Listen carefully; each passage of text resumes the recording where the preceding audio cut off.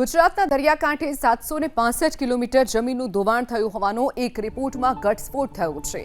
દરિયાકાંઠાની જમીનનું દિવસે ને દિવસે ધોવાણ થઈ રહ્યું છે।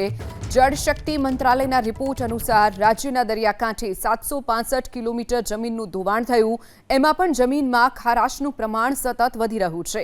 સૌરાષ્ટ્રના દરિયાકાંઠાના 534 ગામની જમીન, હજારો હેક્ટર જમીન ખારાશના કારણે પ્રભાવિત થઈ રહી છે। રાજ્ય સરકારે ખારાશ નિવારવા પગલાં લેતા ગુજરાતમાં 87,000 હેક્ટરથી વધુની જમીનમાં ખારાશનું પ્રમાણ ઓછું થયું છે। એટલું જ નહીં, ખેડૂતોને પણ ફાયદો થયો છે। આ તરફ નેશનલ એસેસમેન્ટ ઓફ શોરલાઇન ચેન્જનો રિપોર્ટ ગીર સોમનાથ, દ્વારકા, અમરેલી, પોરબંદર, જામનગરમાં દરિયાકાંઠે જમીનનું ધોવાણ વધ્યું છે તેવો રિપોર્ટ સામે આવ્યો છે।